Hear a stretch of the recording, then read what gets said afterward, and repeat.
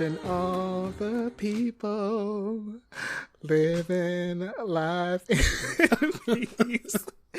You may say I'm a dreamer, but I'm not the only one.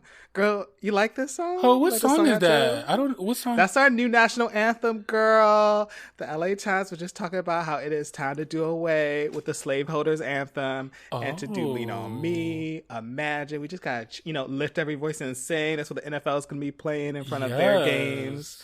It's time. Are you ready for these new anthems? You ready for this I'm new ready anthem for too, girl? any new anthem, girl. But I don't think I don't think no NFL games are happening no time soon, bitch. Like I know they said they were gonna do that shit, but because they were gonna do it just on the field, right? With no audience. They're just gonna still have like 100 people on the field.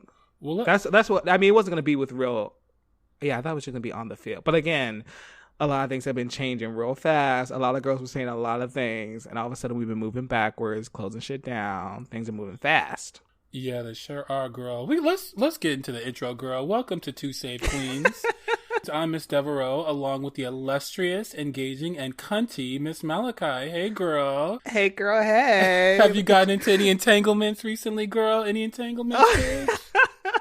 I have, but first let's call out you in the hostess seat, being the hostess with the mostest. I love this, changing it up a little bit. Changing it up, I'm trying, but girl, we going back next week. You gonna host next week, huh? You literally just started. Like literally, the show is just started. You're already like, all right, girl, I'm over it. Girl, yeah, I'm over it. You can host next week, bitch. So, girl, tell us about your entanglement, ho. Tell us. Well, because I did kind of give you a hint that I had. I didn't fully get into an entanglement, but I was offered an entanglement.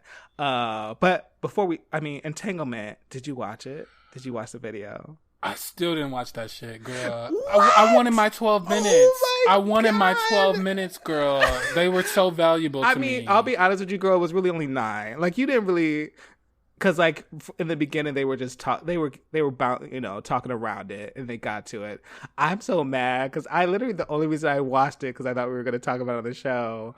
But it was fine. Like, I literally, when I was watching it, I was like...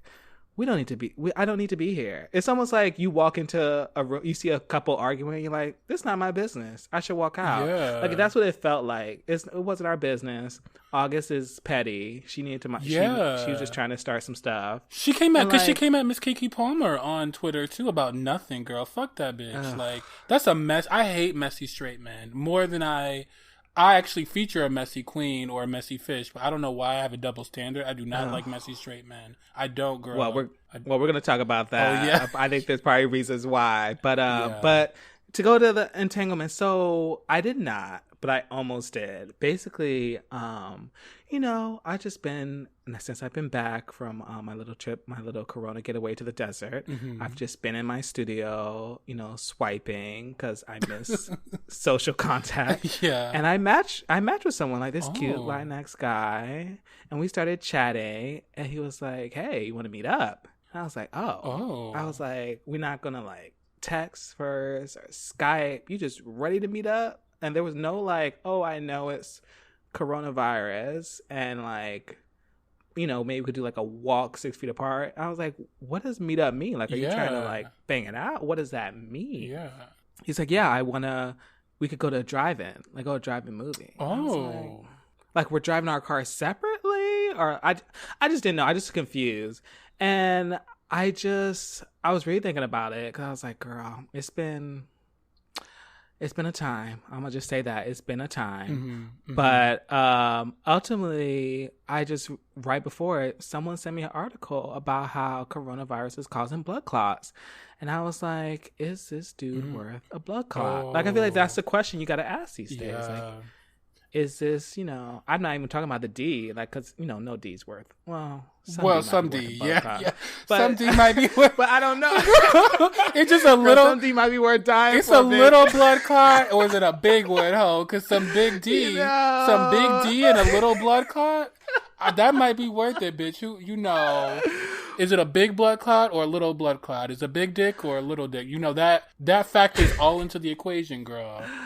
all of well, because, it's just as they're doing more of these studies and really looking at, all these almost 130,000 people have now died from coronavirus, you're seeing that this is not no little cold. Some of these things that it does. Like, yes, it does a lot of damage to your respiratory system, but it's also doing it to your blood vessels and different parts of your body, your like kidneys, your heart, even your heart, brain, even the brain. Yeah. That's why the girls aren't recovering as quickly when it happens. Yeah, some girls are complaining about brain fog and neurological symptoms and and tingling in their arms and legs after corona. Like I know a lady who had it. I was exposed to her on March 12th. I didn't know until like 10 or 12 days after the fact that she had corona. So I was just out and about grocery shopping, but I don't mask. But of course, and then she tells me like 10, 12 days later that she's like feeling sick and having symptoms. And so, but she had been sick she had even started feeling sick that day that I saw her. But yeah, she's still recovering. That was on March 12th. She still can't walk more. She can't walk in the park without her kids or like anyone near her, so that they can make sure that she doesn't collapse. That's how that is wild. She's still recovering, girl. Huh. Yeah. Oh man. So, so what did you tell homeboy? Like, what'd you tell him? And then this is when we get into maybe this is why Miss Malachi doesn't have a man. Mm-hmm. Basically, I was like, oh well, let's talk on the phone, and then he sent me his number. And then I never did anything with it. Oh, girl. I told you the main one I was talking about. Can't find a man in L.A. L.A. is no good. L.A. has no good men. I can't find a good date here. I can't find a good boyfriend. Okay, but he was trying to give me corona. That's different, though. And I will say this. I don't like how he was just like, let's meet up. Because that means he's not risk averse enough for us. And I just kept thinking, like, if he's meeting up with me, who else is he meeting up with? Bingo. There you go. There you go, girl. So it went nowhere. He unmatched with me, and I'm still alive. Yeah. And still single. Still single. Girl, no. But I can blame it on corona. You can blame it on corona, girl. And not Miss Los Angeles anymore. It's corona, girl. Yeah, that's what ethnicity or race was this gentleman? Can I just ask? Oh, he was Latinx. Oh, okay. LAT for real. That's cute. You're stupid. Yeah. Okay. Yeah, he does seem like probably Mexican, but not sure. Oh, you're not sure. Okay. So, actually, I have my own story. It's not my dating story because I'm still in quarantine. I'm still a bitch in my house, like for real.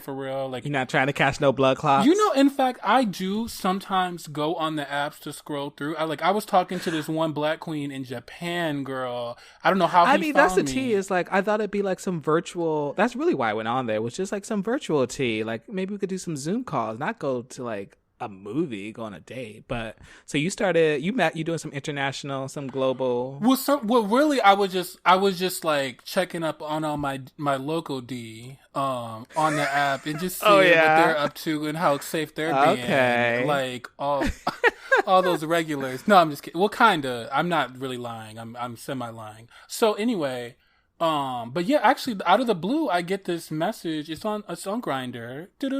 That type of tea. The orange app, the orange tea. Some of the girls don't know about Grindr. So they don't know the sounds. Yeah, so it has a very specific sound. So I get a message. So if you hear that sound and you heard it from your man, you got problems. You got girl. problems. Yeah. So it's a black man, but it says 7,390 miles away. Ooh, I know that's in Asia. Yeah, and or I'm like, Australia. yeah, it had to be in one of those too, right? Because like I'm in like the east, central United States, and I'm like, okay, can't be in Europe because Europe is only like 3,500, 4,000 miles away. So, yeah, so he was stationed in like Okinawa, Japan. It's a black man. And so he was a soldier. He's a soldier. He's a soldier. Yeah, girl. But, yeah, and he is fine too. But he actually, I was just asking because I was seeing things on the news about like they're having an outbreak among the soldiers in Okinawa, Japan, and they're like trying to like keep it from cascading all throughout because they don't really social distance. They can't.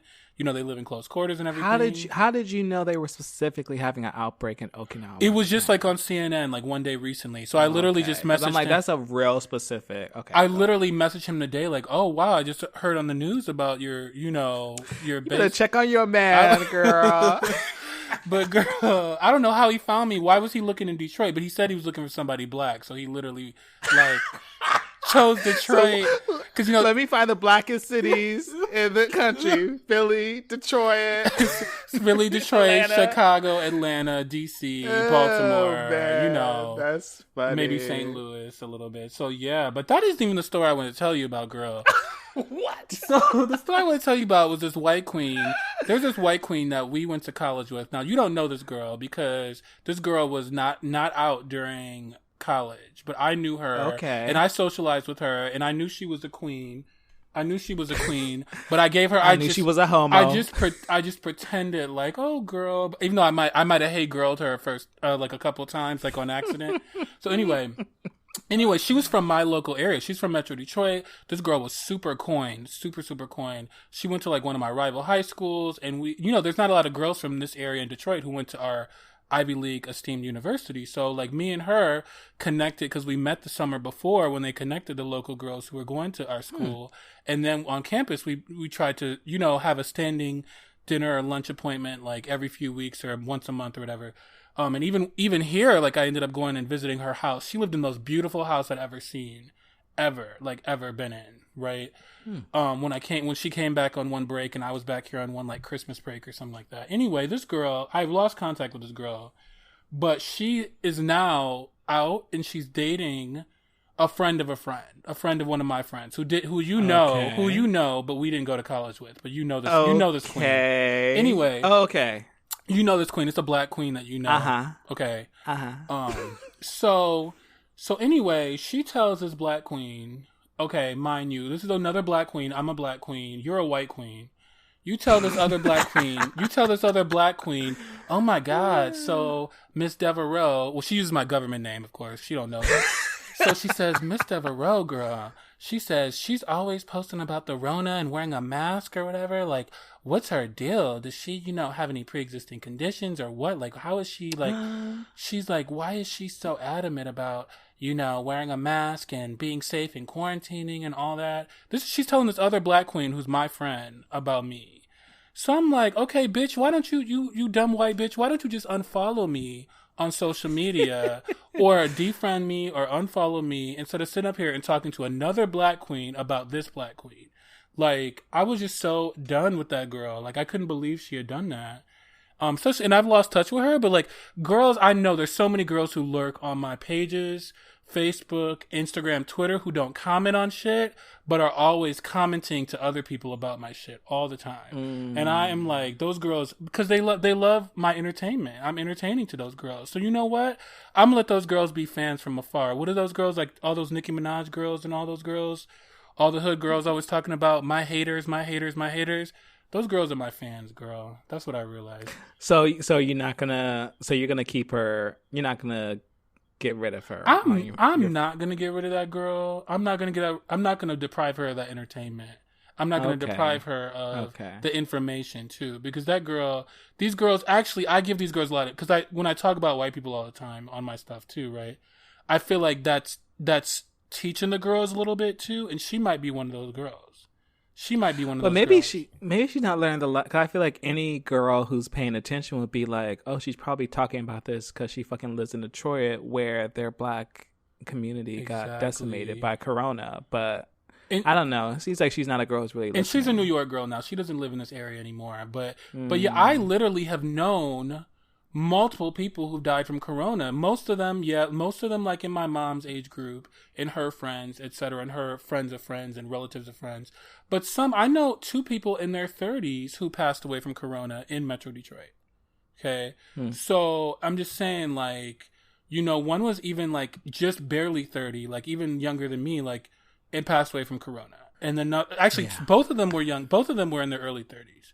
So I'm not playing with this shit, and it's heavily affected black and brown people. So because even outside of Detroit, it's primarily been a black and brown disease. Like in New York City, Hispanics were the most affected group. In Boston, Hispanics are the most affected group. In Houston, Hispanics are the most affected group. In Georgia, the blacks are most affected group. In DC, the blacks are most affected group. So girl, fuck him, girl. So that's all I have to say. But yeah, I won't unfollow or defriend her or anything, because I think she could learn from me still. I do. Okay. Oh, look at you. You're so kind. I'm girl. so kind. Giving. And girl, with that being said, girl, I think it's time for us to go into some good news, into some bad news. So, girl, what's the tea? Good news, what's the bad tea? News.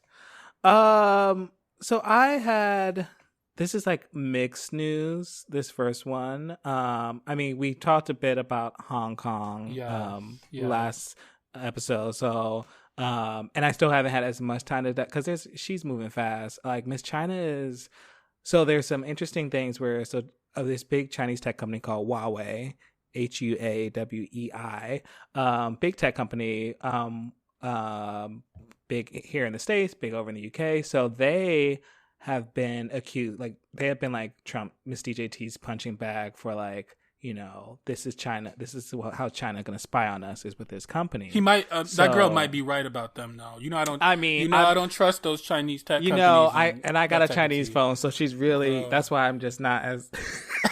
I don't even like texting you certain things on that Chinese phone, girl. I'm gonna get an Apple. I really will. It was cheap. Okay, this is how it happened. So anyway. I'm gonna get rid of this phone, but please. Miss Huawei, she basically was denied. So basically, the future of like tech, in terms of how connectivity is 5G. Because right now, there was 3G. You had your 3G, Metro, and now we are on 4G, and 5G is the future. And basically, it would just allow us to do everything faster. And the conspiracy girls, how they feel about the 5G, right? The conspiracy Don't do girls. it. Don't do we it. won't go there today. We won't do. No, we can do it. We should tell the girls. No, let's basically. Okay, go ahead. We got to say it. Okay. Like the girls think, some of the girls think this coronavirus is caused by 5G. Yeah. So, I'm not going to say definitely not. No. Because literally 5G is literally still coming into effect. Like we're truly not even at 5G. Right. And this is part of what Huawei was going to be doing is building the infrastructure for it. And because of Miss DJT, maybe like Miss Deveraux said, maybe with the point that, China has such control over their companies that they can use them in that way. Like there's no separation between companies, like the private sector and the state in China. Right. So Miss DJT was like, fuck that. Y'all not coming over here to do this. And we don't think anyone else should work with y'all. And so the other girls who, especially on security systems, on the type of stuff that would be about like, sharing security, sharing intelligence, and things like that. So a lot of times the U.S. works with the U.K., Australia, New Zealand, Canada, and all the girls were like, definitely not, except for Miss UK. And recently today, she basically was like, okay, we're fine with them doing it because they want to like get ahead, and Huawei is very big in the UK, and ultimately today they just reversed that decision. And partly I think it's just seeing how China is acting with Hong Kong. We talked about their security law. Hong Kong is like allowed to do like a preliminary election, and they're already saying that maybe those results they're not going to count them because they feel like, the people who are going to be running that election are going to be people more liberally minded, wanting to push back against mainland China. So that's potentially on the fence. Under their new law, they're potentially already looking at like 600,000 people that are, security law is this way for them to basically destroy any dissent and to stop anyone to kind of speak up against them. Protest, really freedom of the press is curtailed. Right. Now, like it's so flexible that basically just having a poster up that is like critiquing mainland China could be a reason for you to get fined, to get thrown in jail, to get your business shut down. So it's really bad over there. And this kind of goes into the good news part is basically what was originally going to happen. ICE and the Trump administration was going to basically, under this idea that like with schools shut down and basically the only way that a lot of students are taking classes is online, they were like, that doesn't actually count as you taking classes. So all y'all doing online courses from other countries, y'all need to get out. And that there's a lot of people that are from China, that are from Hong Kong, that are from different places that are, maybe it's not safe for them to go. And they are over here to basically, trying to go to school, get a student visa. And then from there, may potentially move here to a safer environment. So basically ICE was going to throw out everybody. And recently today, they basically dropped those restrictions because it was ridiculous. It's literally saying that, okay, because you're taking an online class, you're not technically doing in-person classes. So you're not technically in school in our mind. So you should get out. So that was kind of like bad news into like goodish news. Yeah, that is some good news, because actually our universities are heavily reliant on international students and students from Asia just to stay afloat, because they're usually full paying tuition students. This could actually, like, if foreign students stop enrolling in our U.S. colleges because of policy like this, that could destroy our higher education system in this country. Like, a lot of schools would actually go under without foreign students. So that, I mean, not saying that that's good that they're overly reliant on foreign students, right? But it's saying also for the rights to settle here for those foreign students. That's some good news. Yes, we're still in some ways a way for a lot of people to get away from dictatorships, dangerous governments, to really truly live their lives with like freedom and live their lives fully. In Miss Hong Kong, I went there in 2012. It was one of my favorite cities in the world that it was one of my, like I told you girls, one of my favorite trips I'd ever taken. But she had US and UK style civil liberties. Like, she had freedom of the press. She had, the girls were protesting up until earlier this year. Like, she had like basically almost the same level of free speech and free press that we have here. And so, because a lot of girls are like, who cares about like Hong Kong? That's part of China. Like, why do you even care about that? But it's because it was a descent. It was like, because girl, this could happen to us, basically. That's just something to watch. Exactly. Like, this was a country that was like ours in many, or this was a city-state that was like ours in many ways, and now it's now controlled by the Communist Party in China. Yeah, that could happen here. So if it could happen in Hong Kong, it could happen here. This is a decline in civil liberties and civil rights. I mean, well, this next one's one of those examples of this slow erosion of like our institutions and the rule of law. Yeah. So Trump commuted the federal sentence of his longtime associate and political operative Roger Stone. Just so a commutation means a reduction in sentence. So basically he got rid of all his jail time, his 2-year probation, and his $20,000 fine that was issued by, which I thought was so like, y'all, like what is, like, for those, Roger Stone has been around. Roger Stone is very wealthy. Like, y'all really gonna get rid of that $20,000? I'm sure he could pay, but anyway. Well, I think, I mean, I don't know how true this is, but he was saying that the legal cases and paying all those lawyers decimated his income, and then he also couldn't work during that time because he was primarily a lobbyist and political operative. He's like tainted. Who's gonna hire him in the middle of this federal indictment in this case? I guess, yeah. So he might need that $20,000. So he might need that $20,000, girl. You never know. I mean, to pay. Oh, okay, I'll get there in a minute. He might need it for something else too. So, Mr. Stone, or Roger Stone, is 67 years old. So he's a longtime Republican trickster or a political operative, and he was convicted in November 2019 of obstructing the congressional investigation into Donald Trump's or Miss DJT's 2016 campaign and possible ties to Russia. So basically, he was convicted on lying under oath, withholding documents, and threatening an associate with harm if he cooperated in the congressional investigation. So that's basically witness tampering. He was convicted unanimously by a jury in the federal case. And so Trump basically said, "Oh, this is a process crime. I'm going to commute it because the Russia, witch hunt was a hoax anyway. It was phony and it should never been investigated. So this was just an ancillary process crime." And why this is the erosion of the rule of law is generally a president doesn't commute or pardon someone who was associated with him or his campaign, right? So usually that comes much later. He hadn't even served a day in jail yet, except for a day in prison yet since his sentence. Maybe at the very beginning when he was arrested and then got bailed out. But he has not served a day in prison yet. So you're commuting him before he even does any kind of prison sentence. Now, Judge Amy Berman Jackson, who sentenced Roger Stone, she also was the federal judge. She was an Obama appointee. She also is the one who sentenced Paul Manafort and Rick Gates. And Paul Manafort is out on humanitarian leave because of COVID. So he's actually not even in prison right now anymore because of COVID. And we expect that Miss DJT might pardon Paul Manafort, who was his campaign manager before Kellyanne Conway took over. And he might actually pardon him or commute his sentence at some point. So we're expecting that at any time, But yeah, I was about to say, like, I mean, because he already, Mike Flynn was the first, right? Yes.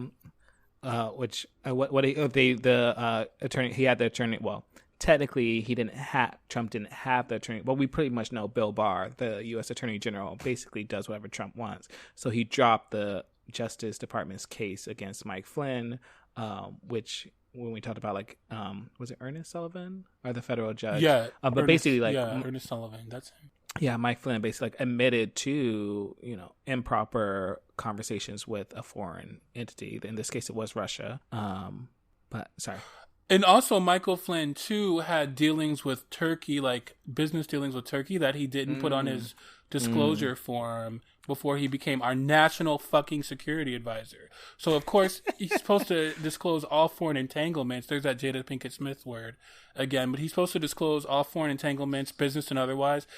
Because generally, like in the Obama administration and the Clinton administration, even the Bush administration, like if you have any business foreign entanglements, sometimes that would disqualify you from government service, particularly I thought that was the thing. Exactly. It's like, how could we trust you to be at the highest seats of power in our government if you've had or potentially gray dealings or ambiguous relationships with foreign powers and entities, but especially if you're on the national security side, like especially if you're dealing with like the intelligence of the country. And Michael Flynn was like the national security advisor, so.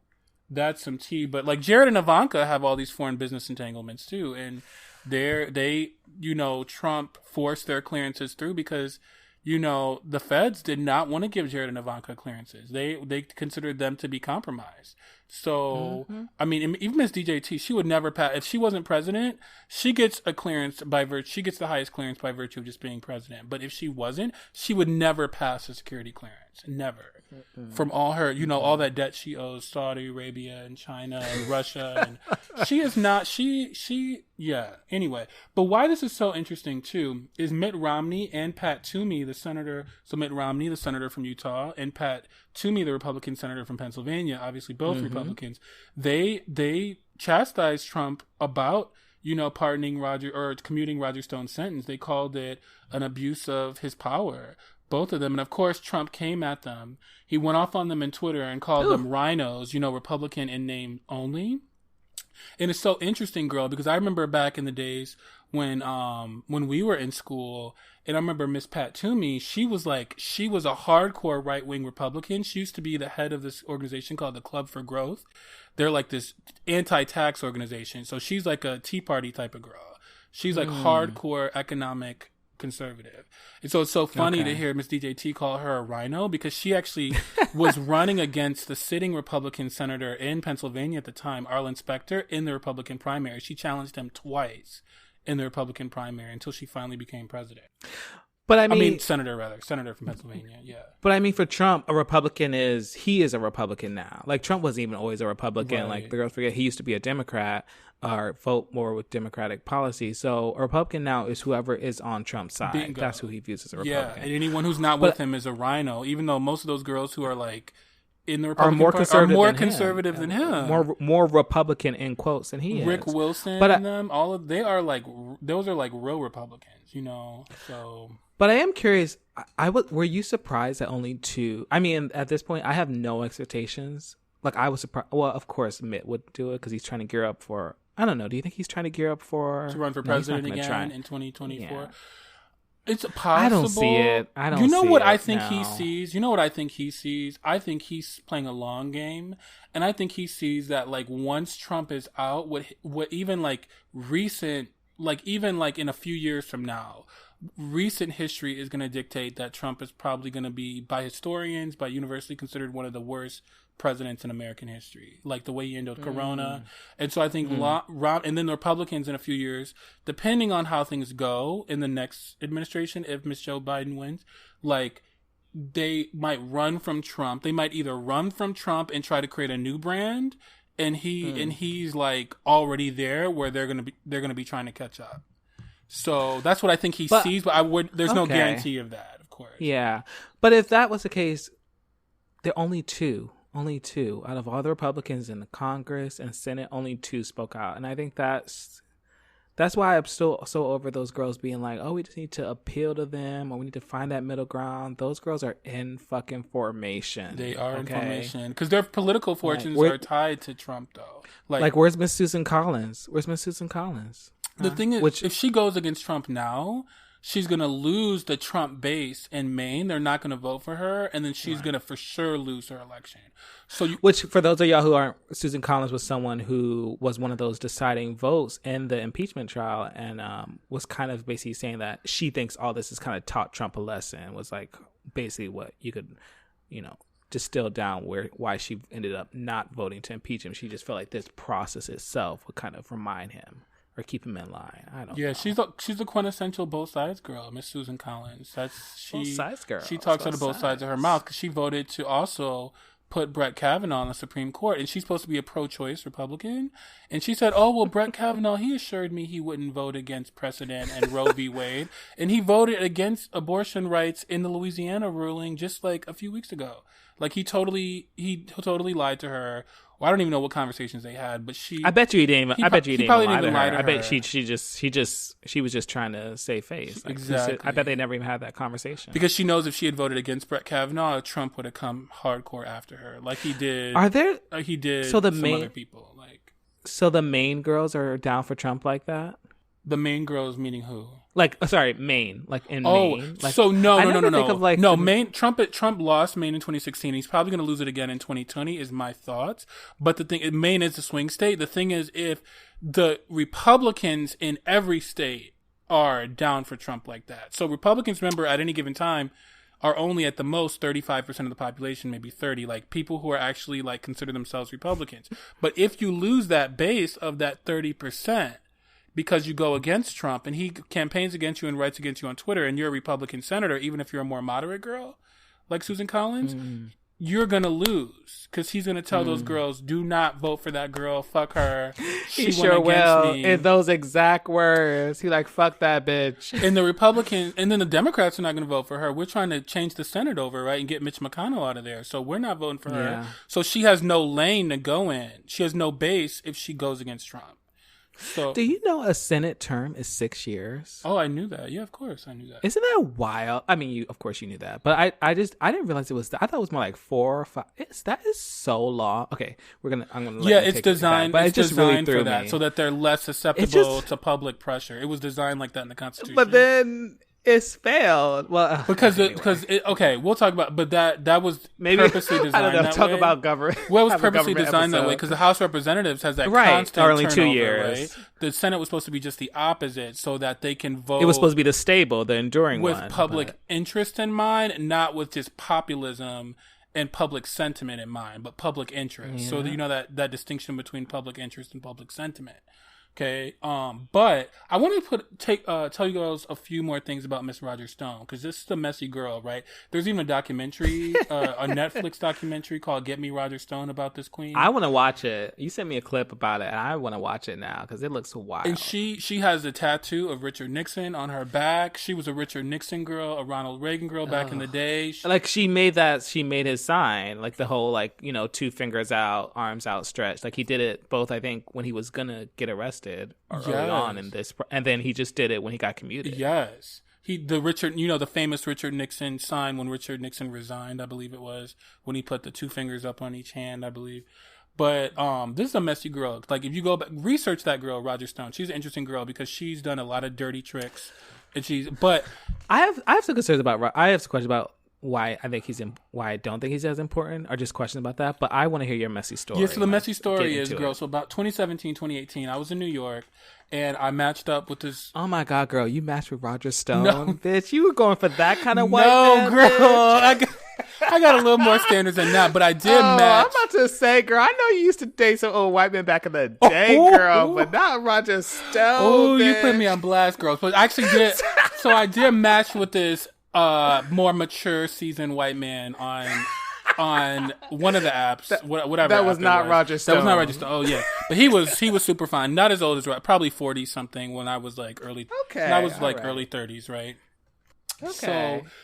But he was telling me he knew he was in some of the same circles as Roger Stone, and about the type of boys that Roger Stone liked. Like he liked the little Twinkie looking boy. I'm sorry. Are we saying Roger Stone is a queen? Well, he's probably allegedly. We can't get sued. Allegedly, probably fluid, or maybe just masking. Or is he that type of hetero gayness. Who's like, oh yeah, I have sex with dudes every once in a while. I'm not gay though. Because, and it's funny because when in his one of the documentaries, when he's asked, or in one of the articles that's written about him, when he's asked about his associate Roy Cohn, who was also a Trump associate, that's how they all kind of met each other in the 80s, Roger Stone, Trump, and Roy Cohn. And Roy Cohn is famously depicted in Tony Kushner's Angels in America. And he died of AIDS in 1986, and he was found out to, like men.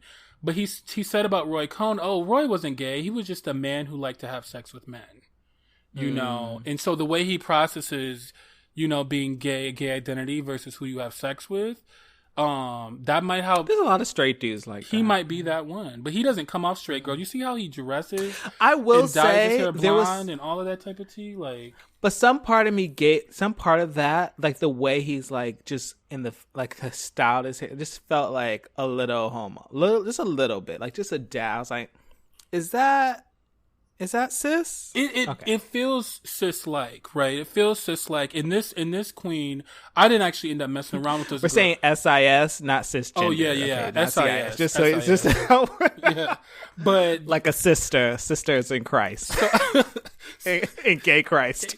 So this mid 40-something to late 40-something white queen in New York, who's so fine by the way, but I still didn't really do anything with him. We ended up just sitting up and chit chat. Oh, you saved back then too, girl. You saved back then too. It was like, I'm not really a raw girl, and that was his preference. So like, I'm not a raw girl, so I couldn't do it. Even as a prep girl, I couldn't do the raw tea. So we ended up just sitting and chatting for like a few hours, and he was talking about Miss Roger Stone. He's talking about and he was saying allegedly that Miss Roger Stone likes muscle twinks. That's what. Now what is? I feel like muscle and twink don't go together for me. Like, what would be an example of a There's a twink? porn star. Pick an actor. There's a porn star. Okay, let's pick an actor. Someone that like our no, these girls can just go Google this. Google a porn star. They need to Google a gay just porn go star. Google this gay porn star. His name is Alam Wernick. ALAM and then WE. I know who he is. He's cute. Y'all should Google him. Yeah, he's on Instagram too. He has a PG-13. He's a PG. I'm gonna say go on Instagram. Don't Google him. Go on Instagram and look at his Instagram. He's a DJ because most porn stars have a side job as a DJ for some reason. I don't know why. But he's a muscle twink, cute. And he's a muscle twink. He's muscular, but also a twink. That's what he told me Miss Roger Stone's type was. But that's all alleged, of course, because we don't want to get sued.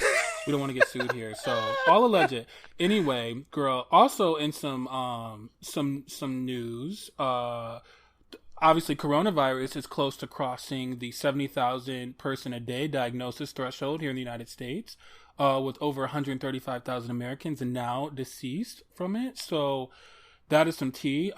Meanwhile, DJT is tweeting conspiracy theories from a fellow game show host on Twitter, Miss Chuck Wolverine. About 5G? Not 5G? even about 5G, girl. She just says it's all a hoax because they're all the Democrats, the doctors, the feds, the CDC, they're all conspiring against DJT so he won't get elected. So what is the hoax? The hoax is that not that many people died. See, they don't specify what the hoax is. I think, but I know I've gone on conservative Twitter and tried to read some of the tea, and they say what some of the health departments are doing is classifying deaths that are not corona, classifying them as corona if that person tests positive for corona. So but maybe corona didn't really kill them; they just happened to have corona and they died from something else.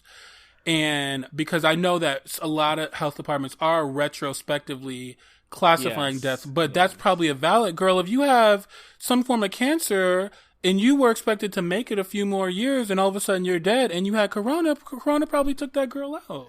Like, I'm just saying, like, these Republican conservative conspiracy girls, they always have something up their sleeve, girl. Like, I mean, but it's like, what's the alternative? Admitting that they're their messiah, their white has been savior, responsible for their white savior has been responsible for some the worst deaths, like worse than any war, worse than 9/11 that have faced a country.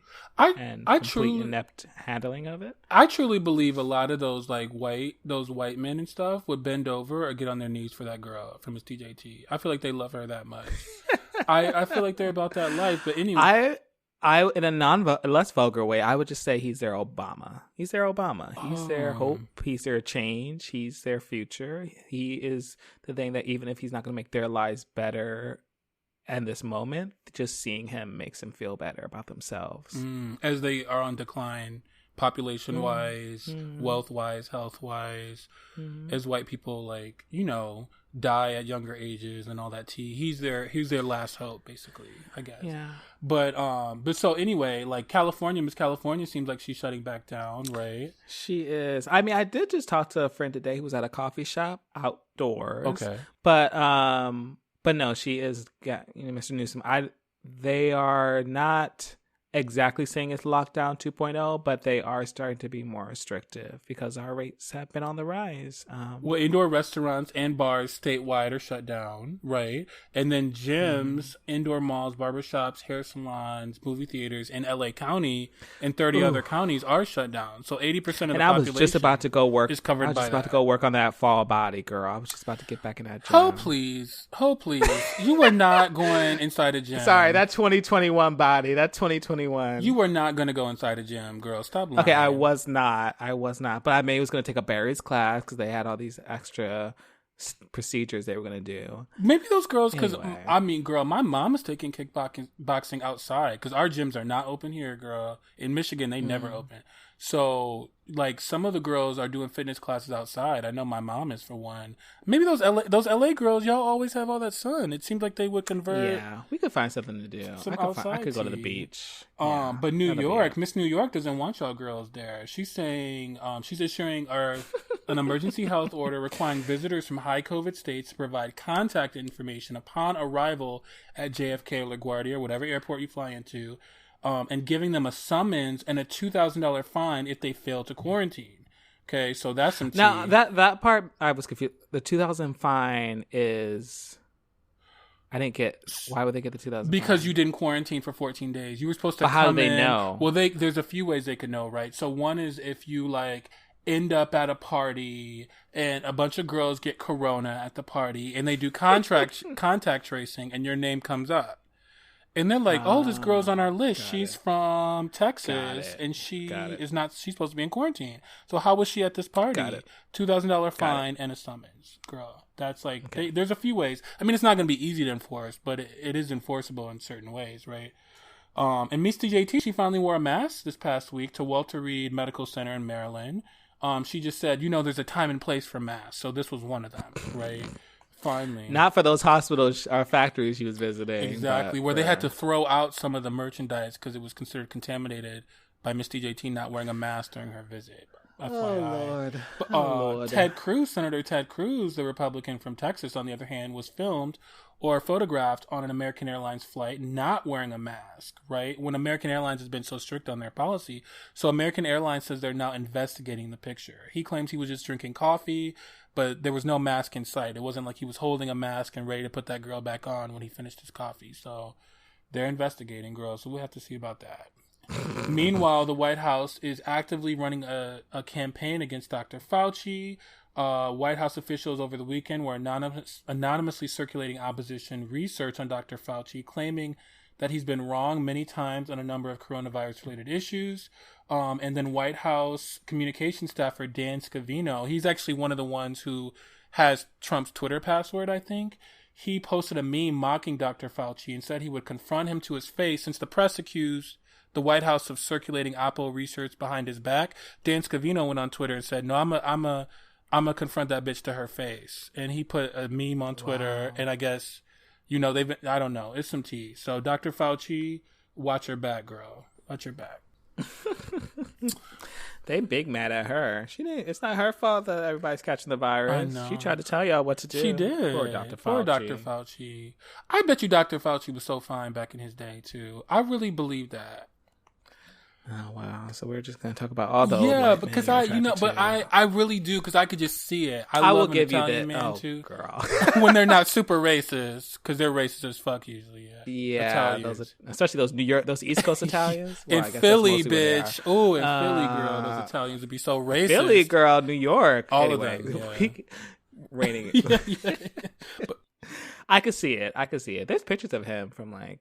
Yeah, and he was fine. He's just a little short. He looks short, though. He is short. I was just about to say, I bet he, what? Because what, 5'7"? Yeah. 5'6"? And you know, like, I'm a 6 feet girl. You know, I don't mind, you know, there's nothing wrong with being short, but I'm a tall girl. For you to climb this back, like, I mean, we could do certain positions, but there's certain ones we can't do when you're 5. Not that I haven't done that with the 5'7" man before, because I very much have, but there's just certain positions. Not that you haven't made it work. You go getting on pillows, like there's just certain things we can and can't do, because I'm a 6 feet girl. I'm a 6 feet girl. Yeah. I'm only 6 feet in heels, so it's a bit easier for me. But you're still like a what, 5'10"-ish girl? You're still... No, I'm a petite 5'9", honey. You are not 5'9". It's just my hair. You are not 5'9". Are we really gonna do this right? It's just it's because my hair makes it. Anyway, Miss DJT, along with Secretary of State Betsy DeVos, have insisted that all schools should open this fall, with Betsy DeVos falsely claiming that there is no health risk to children being in school. She did these disastrous interviews with Dana Bash on CNN this weekend, along with Chris Wallace on Fox News. Read the fuck out of her. I shouldn't. So I actually think the Dana Bash CNN one was worse because Dana was like, I got a baby, and bitch, I'm not about to let you get through this interview without trying to get some real answers. I think Chris Wallace was nicer than he could have been, but it's also like, girl, you can't go on. Like, you should have saved that for Miss what's her face? What's that bitch? That evil white bitch? Oh, Laura Ingraham type of tea. You should say like that. Like that was the one. You should like Chris Wallace is like that's the one. Like he always got the facts and the figures. Does. So I don't know why she. The Sunday shows have Sunday shows get a lot of high viewership and they're shared online a lot. That's traditionally the politicians go on the Sunday shows the most, right? Versus the weekday shows. So that's just some tea right there.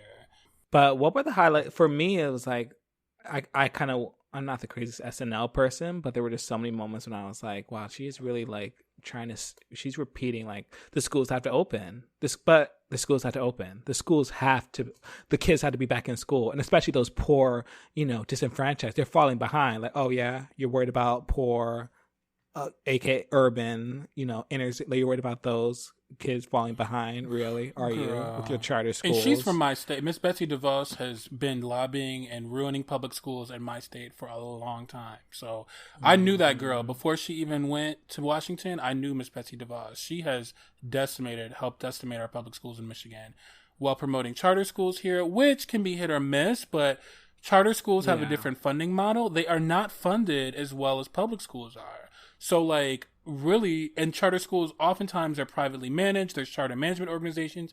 It's really a way to privatize public education, charter schools. And even though some of them are high performing and do well, she literally wants to decimate public education in this country, girl. And now she wants to kill the kids, girl. I mean, it's wild to hear them say like, oh, the children have a stronger immune system. I'm like, for real? Like, I wanted Dana to like really go like, how many kids are you okay with dying? Yeah. Like that's really what you're saying. Like, or their parents and grandparents and the people who watch them and love them and take care of them, or the teachers, girl. Because the teachers, girl, I just have to. I'll give a little bit of tea, but I definitely.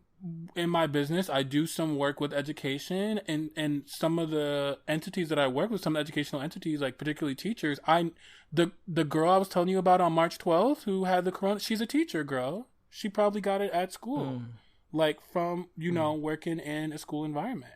So the girl I told you who could barely walk, and she had it in March, and now it's July, and she can't walk more than a quarter of a mile without running out of breath, like. She's a teacher, girl. So imagine all the teachers and staff members and cafeteria workers. One of the people I know who was in his early 30s who passed away in Detroit, I really know more of him. He was he was an educator too. And he died 31 years old. But it's worth saying why the push is for kids to go to school is so that their parents can go to work. Because then you don't have to worry about basically, let's use teachers and school system as babysitters so they can go back and take care of our economy and get it moving again. That's why they're really pushing it. It's not because they really are worried about, the education and us falling behind, because our education systems have been falling behind. Okay. And girl, you have some updates, some health related updates too, girl, I think, about a certain, Supreme Court justice. What's the tea on that, girl? Oh, bitch. I mean, we kind of became real bad news this week. But Miss RBG, she's back in the hospital again. For those of y'all who don't know, that's Miss Ruth Bader Ginsburg, the Supreme Court justice, holding it down, one of the hardcore liberal justice, pro-women, pro-LGBT, the good Judy. She was hospitalized for having like a high fever, a possible infection. They had to like clean her bile duct. And she's receiving an antibiotic treatment. They're monitoring her. I feel like she's gonna be okay, but this feels so awful. I was gonna say like November is still far away. Girl, we need her to make it to January, not just November. To January. She's gotta make it to January 20th at the very least. Oh girl. Man, I feel like every time something happens to Miss RBG, like everyone's heart just like. Because those courts, child, that Supreme Court. But she should have retired in one of Obama's first term. I mean, that was on her. I know the girls stand for her and they wear the T-shirts and she's a feminist, notorious RBG, icon. But that old lady should have retired during Obama's first term to be safe, or at least during his second term when she didn't retire during the first term. That was irresponsible of her. I really do believe that. But she Miss DJT too. What was that about, girl? There was some news about her. She said she had an interview today.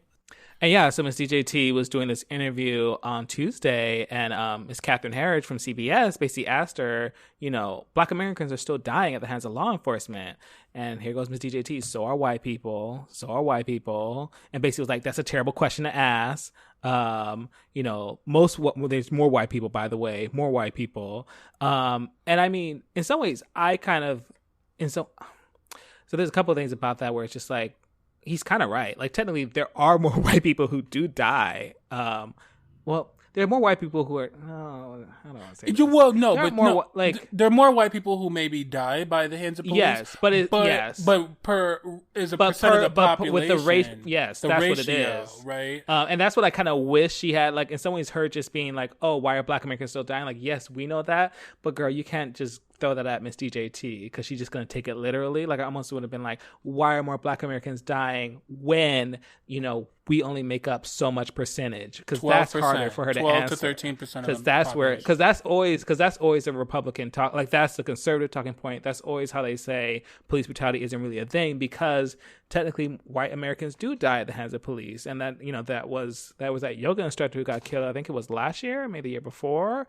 And that Black police officer who did it, that man ended up in jail. He sure did. They found a way to put her down. Oh, right. So Minneapolis police have been killing white people, but it's just not the same level. And so we are 3 times more likely to be killed by police. So even though technically more white people are killed by police in aggregate, is in terms of the rates or the ratio, we are 3 times more likely to be killed by police, because we're only 12 to 13% of the population, and yet probably like over a third of police initiated killing. So just thinking about that, but Miss DJT, she never fails to disappoint, does she, girl? She really doesn't. No, she doesn't. But that can lead us into a certain Enlightened Judy segment we're doing this week about Black people, and particularly a certain kind of Black people, hetero Black men, girl. Some of whom are trying to run for president. And hetero Black men we can believe in, girl. That's what we're calling it. Like, as a nod to Barack Obama, girl. Change we can believe in. Hetero Black men we can believe in. So, because I really was interested in this topic, I wanted to harken back to a 2017 piece written by Ms. Damon Young, that said that basically Black men, straight Black men, are the white people of Black people. And this got so much traction and so much hate and detraction back when it was written in 2017. And yet I agreed with a lot of the tea in that article. What about you? Did you agree with it? I really did. Oh, the girls got big mad when that happened. They did, girl. But I've always felt that, and sometimes some of our work because there's just the ways in which straight black men just center themselves and just kind of suck up all the energy on all this our space, and I think a lot of times to the detriment of black women, to black LGBT people. Like, it just happens so often that and at the same time they can't see, that this is what white people do to them, and that for them blackness, I think, just looks a certain way, and that they are the embodiment of that. And I think we really saw it recently with the fact that, like, Chance kind of enabling Kanye this past, was that over the weekend that happened? Girl, I think it might have been over the weekend, but we just got to say Chance does have a fine ass brother too. Oh, a gay brother too. Oh my gosh. But that's neither here nor there. That's neither here nor there. But keep going. He is fine. He be doing these pull-ups and he be wearing these sweats. He is so and fine. He don't hide nothing. You're just like, I know what's down. Anyway, he is one of the finest men on Instagram to me. Well, I guess just because Taylor Bennett. I think so. I think so. I like his look. I like his look, his body. I like his look. That's so interesting because you're not usually into the light-skinned brothers. He, to me though. Anyway, yeah, he's fine to me. He's one of the finest celebrity men on, because there are a lot of regular ass bitches, like gay bitches, like.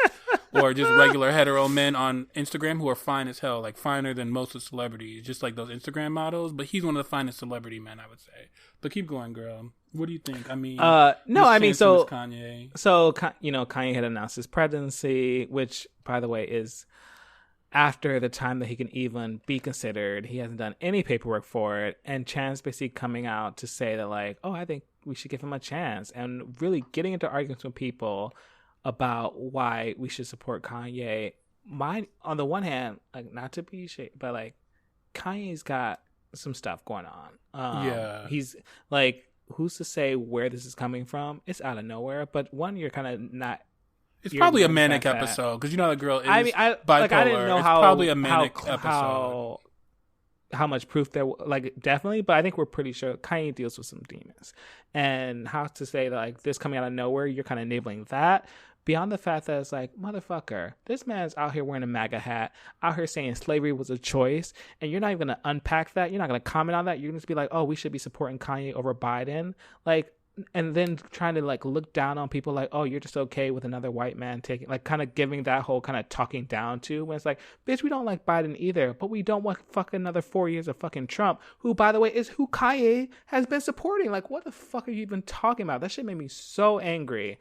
It's funny find out what exactly he said, because I do want to give him justice of the idiot shit he said. But go ahead, girl. So I think he said something to the effect. You can read the exact quote, but y'all gonna vote for Biden over Kanye? It was something to that effect. And hell yes, I'm gonna vote for Biden over Kanye. Angela Davis is voting for Joe Biden. I just posted a clip of that on the Two Saved Queens Instagram too. Like, Angela Davis even said she's voting for Joe Biden, because she was saying that even with Joe Biden and how problematic he was in the crime bill and things that he supported throughout his tenure in offices, that it's easier to move the needle with him. He's more responsive to protests and to movements than the orange Nazi that's in the office. I'm paraphrasing what she said, because she didn't call him Nazi, and to hear that coming from someone who's like, a mother of very much pro-black of the pro-black movement, abolitionist, pro-LGBTQ, like, so, and we got Chance saying, like, are you more pro-Biden or anti-Ye? And why? Who the fuck cares? So these niggas think they're more woke than Angela Davis. That's crazy to me. Like, these motherfuckers think they're more woke than her. Hardly nobody's more woke than Angela Davis. Like, let's just keep it real. Like, and then, of course, somehow the turning point for him seemed to be like, when Terry Crews showed his support. It's like, no, I got, okay, now that Terry Crews is behind my back, maybe I've gone too far. Maybe this isn't the hill I want to die on. Yeah. It's like, what? What are you... That's hetero black men, and a lot of hetero black men in a nutshell to me. And I feel like even like Ice Cube, he has some good pro-black posts, and then all of a sudden he goes on an anti-Semitic rant, on Twitter. Was that what it was? Or I thought it was the whole, like, the pyramid, not the pyramid, like the Gaza... That, like, God, what is it called? Sphinx. The nose was cut off by Europeans, which... he's done more posts than that girl. He's done some explicitly anti-Semitic posts, like on a Hotepi tip, like a Dr. Umar. I think a lot of black men now, just because of the way that knowledge is kind of like so universally accessed now, and even like not even knowledge but information, all kinds of information, bad information, good information, but especially bad information is so accessible now with the internet and whatnot, that it's turned a lot of these hetero black men into hotep figures. Like, they feel like they're experts on things and issues. And we gotta remember, especially some of these celebrity blacks who like haven't been to college, maybe haven't finished high school. Not to say like that's the only way to get education in this country, because it's not. But like, they're not doing. What's the word? They're not like, it's not about being just conscious. They're not doing critical thinking. They're not critical. They're not like seeing how, like, you know, and think about my home city of Philly, Mr. Deshaun Jackson, who's on the Eagles. You know, you're just posting anti-Semitic things without really knowing their relations. Right. Like, I think some of this, it all comes from this place of insecurity, and I think that gets traced back to slavery. That gets traced back to white supremacy. That gets traced back to, you know, the way Christianity is even like, you know, has this influence on, you know, the black male community of both kind of in a way wanting to uplift them, but at the same time not giving them tools to truly, you know, understand themselves, understand our world, and be able to like figure out their place in it, because they and reinforcing patriarchy, like basically like Christianity, white supremacist Christianity has basically reinforced patriarchy for black men to make them think, okay, I'm the head of household, I'm the top. Everybody should listen to me, even if I'm underqualified, even if I don't know what I'm talking about, even if I've never, you know, studied black studies a day in my life, but all of a sudden I'm an expert because this hotep came to me and told me this, and I believe it now, so I'm the authority on this. And I you know, I also think something called Southern honor culture has had a huge negative influence on black hetero men. So Southern honor culture is like way back, like, in the, you know, in the Civil War, pre-Civil War, and even post-Civil War era, where white men, you know, especially uneducated white men, would like get into brawls and get into, one would insult the other and insult the other's honor or integrity, and then they would go duel it out with guns, right? And one would shoot the other, and then the argument would be over, like duel culture, like almost like an Aaron Burr and Alexander Hamilton type team. Some experts have traced that, like, that black men, because, you know, being in slavery and even post-slavery, inherited some of that white Southern honor culture, and that's actually the cause of like some of the thinking today. Even like, you know, in Chicago and Detroit and St. Louis and Baltimore and these cities were like, you disrespected me, man. You disrespected me, man. And then it gets into like gun battle. And so I think that all of that is related. Even the Hotepi tea, even like the patriarchy tea, even, you know, thinking that all of this is related to honor. And it's worth taking a minute to say, like, we're talking about, you know, to not assume that everyone's going to know what Hotep means. Like, we know, but like Hotep is a type of ideology that's very pro-black, and I'm sure you had your thoughts, girl. To me, Hotep means a certain type of ideology that's very pro-black, Afrocentric, you know, about like remembering like, oh, we're descended from like kings and queens in Egypt and all that. But a lot of times it does veer into where it gets problematic to not just, you know, find strength in it as blackness. You know, it veers into being, you know, focusing on patriarchy, and that black women only exist to support, you know, the black man, and that, you know, the greatest one of the big threats to black masculinity or black people is like black LGBT people, because they, you know, muddy the waters and they distract us, and they're, you know, and it's a conspiracy to destroy black masculinity, you know. And I think, and a lot of that thought harkens back to like, even we talk about like white slave masters raping black women, they also raped, and girls, they also raped black men and boys too. And that was a thing too. So I think some of the homophobia and some of the, you know, the thoughts around, you know, anti-LGBT ideology among Hoteps and in the black community stems from that too. Stems from rape culture, like slave master rape culture, right? And how they used to rape, you know, across the board, black people of all kinds in all black bodies across the board. I think that feeds into some of our homophobia too. I really do, in our community. Just think about barbershop talk, right? Even my barber, who like I'm close to, and he's definitely more progressive than on the liberal side, even on LGBT issues and whatnot. He's a hetero black man, but he gets into some of that Hotep tea. Like almost every black hetero man I know, I would say 70% of that, they get into some of that Hotepi ideology when you're speaking to them and use the Hotepi language. What? Like what's something that you'll be like, oh, because, again, people aren't always going to, because sometimes it's subtle. Like you're just, it's subtle, you're yes. like, even like my barber is very subtle. Maybe a black woman should, or maybe just a little like, the way they'll judge a black girl or a black woman, you'd be like, the way they say stuff. Like, man, go in there and put some clothes on. Man, when he's talking to his daughter, like, go and put some clothes on. What you don't want to embarrass me, and it's like, but you out here with your, dick out, ass out in the street. Yeah. Or like, just the way, like, these Hotep men, sometimes the way they talk about the black man's role and the black man and the way they center the black man and the black man. What about black women?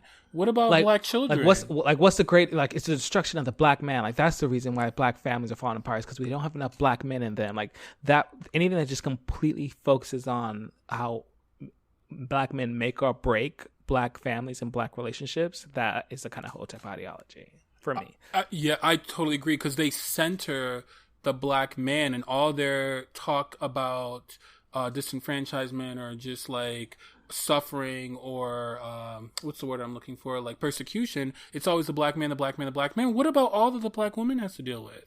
Like, the black woman to me is one of the most persecuted figures in our world, right? Black women have to deal with so much, including from black and black LGBT people, like, too, So I just feel like they never center, and even in the BLM movement, right? A lot of times I am glad to see Breonna Taylor constantly centered online and in discourse, but that's like in Sandra Bland to some degree, and the anniversary of her death just passed recently, the 5th anniversary of her death. But generally it's like always about these black hetero men that we center the BLM movement who are killed by police. And I'm just wondering, do you think it's because hetero black men are more threatening to police than maybe we are, is queer people or women are? What do you think about that, Miss Malachi?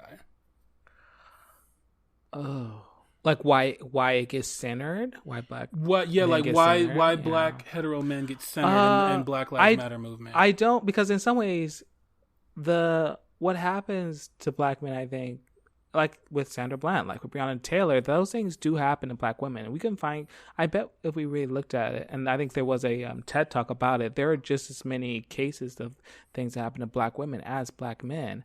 I think part of that's even larger than even like black culture. I think it's just our society is patriarchal. Why did Hillary lose? Because Hillary was a woman. Exactly. Like, I think in general, it is often just, our society is just very male-centric and male-focused. So I think by default, we think about the black men who deserve that space, but not completely consuming it. Because if you even think about who started the BLM movement, it was black women. Right. Like, it was, I had to write down, like, Alicia Garza, Patrice Cullors, Opal Tometi. The black women and black LGBT people have been at the forefront of this movement. But DeRay McKesson, right? I mean, he was one of the DeRay, very much too, right? Queer but men, we often we often lift up just these black men, despite the fact that, like, black trans women are dying every fucking day. Every fucking day. Like, every other day another black trans woman dies. And that's not necessarily because she's a threat to the police. She's dying in a different way, but it's still that same type of law enforcement. It's still that same type of system that's making her just trying to live her life not sustainable, not even giving them the ability to do that. And it's just a different side of that law enforcement, that they can't get jobs, that they have to live in unsafe neighborhoods, versus with black men, it's getting stopped by the police. But I also think some of it's just that history. Like, when we're growing up, we learn the story about, like, Emmett Till. We learn the story about, we always think about black men getting lynched for like whistling at a white woman. I think that's just, even from the history books, we kind of focus on the black men, despite the fact that, black women were getting raped, were getting killed as well. But we don't talk about those stories. So I think even when we learn about black history, we just focus on black men. So do you think hetero black men actually have it harder in society, like with the police or in workspaces or are just considered more threatening than us as queer men or than Black women? Do you think that they have it harder than us, or is it just the way that the conversation is centered? It's not really that they have it harder. It's just that. What do you think about that? I think it's different. Like, I don't think it's harder or easy. I think it's just different. Right. I think, like I said, like, I think for us, maybe like as a Black queer person, maybe don't come off as threatening as a Black straight man. But I think there are other ways in which I can still face, aggression in a different way, maybe more like a Black trans woman by like walking down the street and being effeminate to get attacked. Like, so I think in that ways, maybe I could talk myself out of getting a ticket, but maybe I'll get attacked in a different way. Like, I think the system just affects us differently. And I think it is just been often that they have been centered for so long. But I think it's not that one is better than the other. I just think it just affects us all differently.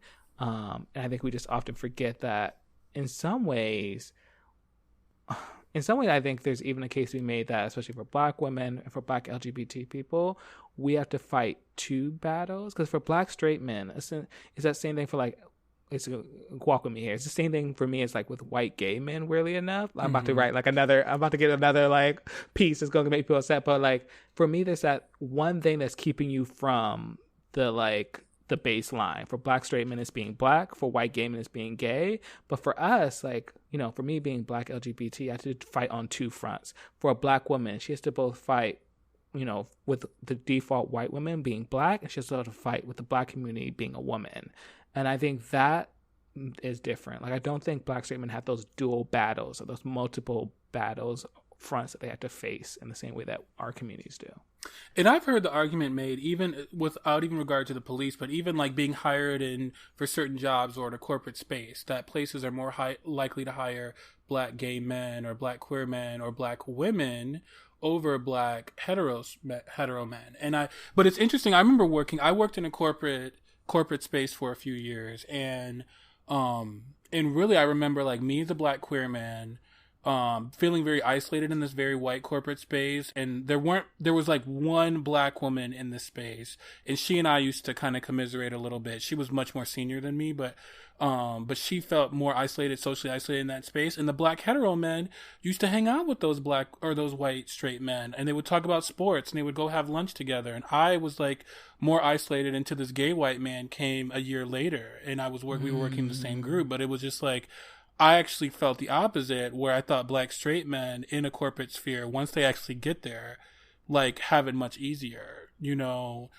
socially and rising up and in those intangible factors that allow them to get promoted. So I actually reject that, because a lot of people say, oh, Black straight men have it hard. They can't get hired here. They can't get, they can't get economically on the right foot in many instances. Well, I actually know a lot of successful Black hetero straight men, maybe because I'm in Detroit where everybody's Black. But I mean, I know more successful hetero Black men than I know Black queer men. So, just putting that out there. I do want to, though, this is not just a hetero Black man bashing session. Like, who are the hetero Black men that we actually stan, girl? Who are the ones that we actually are fans of, who do good work and who we're really proud of, for representing our community? Who are some of those people? For me, I think one of those people is Reverend L. Sharpton. I know he takes a lot of hits from various sides, even within our own community. But why I really stand for Reverend L. Sharpton is because, like, in 2000... Again, you should say, not everyone's going to know, but, like, partly because Miss Sharpton sometimes seems like she's always in the right place at the right time to Reverend take L. advantage Sharpton, of something. Yeah, Reverend L. Sharpton. Yeah. So, again, people, like, say that he's, like, kind of like an opportunist, right? Or... that he tries to benefit financially from the civil rights movement or whatever critiques they make of him. But he was one of the first people in the Black community back in 2004. And he was in the presidential debates because he actually ran for president that year. And he said he was for gay marriage back in 2004. As a man of the cloth, as a hetero Black man, he was intersectional way back then. Snaps for that. And I just think he's other than, a few hookups here and there, but I feel like he's represented us for to be his generation, to be older. He understands. Oh, yeah. He understands That's Black a boomer Lives I'll Matter. take. Yeah. He understands it. He's not trying to be that respectability girl who like downs Black Lives Matter and why are y'all protesting in the streets and all that. He's not that. I really stand for that's true. Reverend Al Sharpton. Yes. Plus, we went to school with his niece, so we know her. At least, you're so silly. Yeah, but no, I love Reverend Al Sharpton. Who else for you, girl? Who are some of the black men you stand? None of them. It's like we'll deal with my trauma on another episode. Damon Young. We love Damon Young, who wrote that. It's a Black Hetero Man who wrote that piece that straight black men are the white people of black people. He's a hetero black man who wrote that. Yes, he writes for the Root. Was part of the now it's part of the Gawker family. Damon's fierce for sure. I stand by Damon. Ta-Nehisi so we made Coates, this list of maybe? people. Ta-Nehisi Coates. What do you think about him? I like. Yeah. Oh, you know what? Yeah. I don't know why I'm being so. You know what it is? It's like right now. I mean, I'll just be honest because I just think I am trying to more center black women and like black LGBT people over black straight men. I think that's it. Like I think Ta-Nehisi is like. I love listening to him speak. I love reading his work. If you haven't, he does it for MLK week in and week. He does it. He's a part of the symposium, and he's had some really great conversations with AOC that I think are absolutely worth listening to. But I do think he is someone that I think is one of the foremost leaders doing thought about race and history and basically how our people fit into the history of the U.S. So yeah, for that, I'm super thankful for that. But I do think, right, it's fair. I think, and not everyone wants to speak to everything, but I think sometimes he does, again, sometimes center a bit more on being a black man. And he is a black man. He has a black son. So you kind of get that. Right. But I just feel like in this moment, it's so important to be intersectional. It really is. I totally get your critique. And let's just go through the list. Well, so to go through, like someone, oh my God, now I'm blanking on his name. It's not LeBron.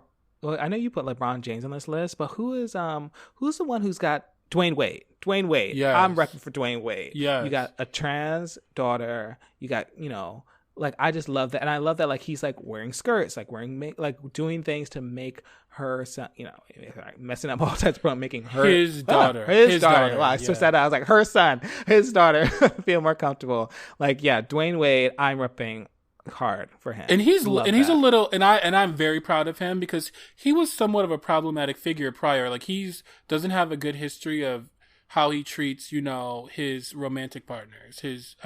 Up until recently. I bet Miss Gabrielle Union got that together. Well, but even he had a baby on her. You got to think about that. Oh, I didn't even know that. But you know what? Never mind. I'm taking it off. See, there we go again. But don't take him off because he's had a lot of growth. Don't take him off. Keep him on the list. Fine. Dwayne Wade has had a lot of growth. Now having a trans daughter and everything, and now being fully into his marriage with Gabrielle Union.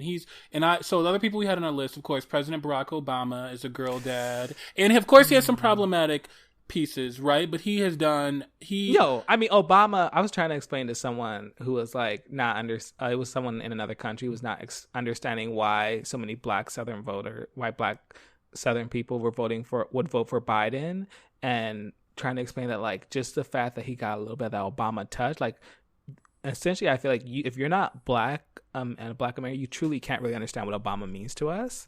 And I think like Obama has some critiques definitely, and I don't like how he talks down to black people a lot, especially black straight men. But it's Obama. Come on, but it's interesting because that's his group that he admonishes too. Just like we're admonishing black straight men, he's doing it for different reasons, like respectability reasons. And it's a group he has issues with too, even though he's one of them. But, okay, so other people we stand. Trevor Noah of The Daily Show. We love him.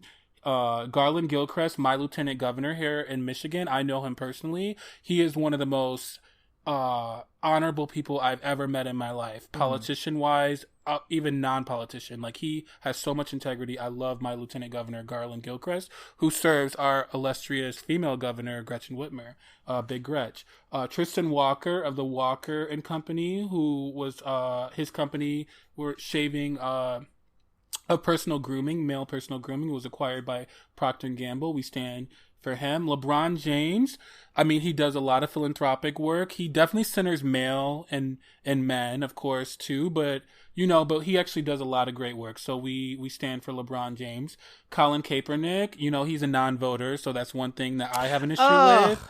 Okay, but we'll talk about another show. We'll talk about another show. But he definitely, and I think we'll do a show on Barack Obama's legacy too one time too. I think that could be interesting. How we feel about that. Colin Kaepernick, we mostly stand for him because he got the national conversation started around BLM. Is it Kaepernick or Kaepernick? It's just I hear people use it interchangeably. So love it. I wonder. Russell Wilson, just for the way for the way he treats Sierra, and he loves on a black woman and treats his stepson and their children so well. I love him and the way he's a black dad. I think I stand for him. Samuel L. Jackson, just as the OG, the non-problematic OG. The non-problematic OG. Will Smith, I mean, he's very progressive in the way he handled the situation with First Jada. of all, we know why he handled it that way. Because let me put my allegedly in. Allegedly. We know Will stepping out with some of his dude friends. So, he wasn't really going to rake Miss Jada over the coals when, he was doing the same thing. Yeah. But with dudes. Yeah, with dudes, yeah. Allegedly. Sorry. Allegedly. So I hesitated. John Legend, my mom loves John Legend. Oh my gosh. That's John Legend? That's but whether he's a hetero connection. But whether he's a hetero. Girl, we can't be that coming at to me is questionable. But I love. We can't be coming at the conservative girls about conspiracy theories, and you be creating your own. There is no evidence because there is no evidence. Okay, there's no evidence. Just hearsay. There's no evidence. Anyway, Eric Holder. Okay. Let's move on from John Legend. Eric Holder, the first, the black male the first attorney general under Obama. He's like really fighting for voting rights. He's a hetero black man, and he's like making sure we can vote that motherfucker out in 2020. Like he's working on voter rights issues and voter suppression. And then Chadwick Boseman.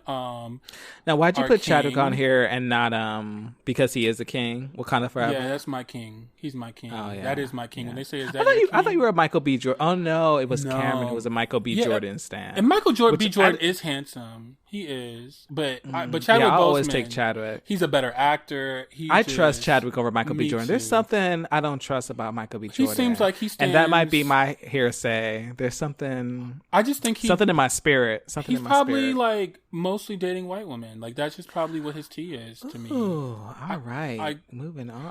Moving on. Okay. So there's no listener mail this week, but you can always send us anything to ask them at twosavedqueens.com. TWO. FYI, spelled out. Ask them at twosavedqueens.com or leave us a voicemail at 323-438-2827. Again, that's 323-438-2827 if you want to give us any listener mail or any suggestions. Send us a note, okay? So I want to move on to our thoughts and prayers, Miss Malachi. You have any thoughts first off? I do. So I don't have any I don't really have prayers. I think there's quite a few prayers that need to be given, other than Miss RBG, stay strong, girl. Stay strong. Stay strong. So I mostly have thoughts, and because I am that girl I'm just always thinking, partly because of my work, partly I just always think about trends and things that are happening around the world. So bear with me, y'all. So my thought is for Poland. Okay, Poland, small little, I don't know how small it is, but that country over in Europe. So they just reelected a dude by the name of Andrzej Duda. I'm probably saying that all wrong. He just reelected as their prime minister. He is best friends with Trump. Was congratulated by Trump on Monday. Andrzej is a part of the populism movement. Like he's like Duerte. He's like Bolsonaro. He is their Trump. Okay. He ran on this ideology. He ran on this idea that being gay is an ideology, that it's not really a people. And he ran on this fear of like a rainbow plague, that basically if they didn't elect him, that the other side, the person who was the mayor of Warsaw and was more LGBT friendly, that he would be, letting kids get indoctrinated into like the gay scheme and then turning your kids gay. And he won on that. It was narrow, so it was a narrow win, but a loss is still a loss. And I think it's important to know that partly the thing that helped him also was state television. aka their Fox News. Okay, I guess I shouldn't say Fox News is definitely state television, but for all intents and purposes, I feel like Fox News is state television. They only do, they only support Trump. And why I think this is just important to like put my thoughts and just put it out there is that ultimately the other thing he was really going for was the courts. Like he wants to politicize the courts, which over in Europe is generally not done. Like their courts are super independent. They're not very political in the same way that even ours were less political, now becoming more political. And so why I want to talk about this is that with, in December, the UK voted to have their government, their conservative government basically overwhelmingly win. And basically is why Brexit is happening. Brexit is this idea is what's happening with the UK leaving the European Union, which a lot of that was around xenophobia, racism, like Brits wanting to make the UK great again. Sound familiar? So for me, I just think that like these things that even with climate change, with the pandemic, with all these things happening, that populism and fear is still attractive and it's still a thing that people can use to win elections. And for us not to think that despite how awful Trump is doing, that it means like, oh, we've got it, like the fall is going to be fine, because I don't think it is. I don't think we can rest, because we have examples, whether you look at Hong Kong, what's happening there, whether you look at what's happening in Poland, or you look at what's happening in the UK, or you look at what's happening in Brazil. This shit is still it's very possible that Trump could get reelected, because we just have to look at other places to see that people can still do it. You are such an international girl. I'm so proud of you, girl. Shut up, bitch. I'm so proud of you, bitch. You hate it. It's just the thing I think about. But my other thought is just for, you mentioned it early in the show, Miss Breonna Taylor. That's it. Breonna Taylor. Continue, we are going to center Black women, and they should be centered in the Black Lives movement, Black Lives Matter movement. And nothing has still happened to this day to make right this woman who lost her life while she was in her fucking home sleeping in bed. So Breonna Taylor. And I have a few thoughts and prayers. 2 prayers for the family of Broadway actor Nick Cordero, who finally succumbed to coronavirus after a months-long fight since March, fighting it. He was really fighting to stay alive. His wife was updating us on Twitter and Instagram every day. He passed away. I thought he might make it. Sadly died at 41 years old. So tragic. Along with actress Kelly Preston, the wife of John Travolta. Also, you all may know her from Jerry Maguire, is the early love interest of Tom Cruise's character in that. Very sad. 57 years old, died of breast cancer, after a 2-year fight with breast cancer. So very sad. Grant Imahara, who was one of the hosts of Mythbusters. Died of a brain. Did he die of corona? Aneurysm? No, he died of a brain aneurysm. Well, we don't. As far as we know, but he was in his early 40s and just died tragically. And I think he was in his early 40s. And then Naya Rivera, of course, who you all have probably seen a number of tributes to. You've probably seen on the news.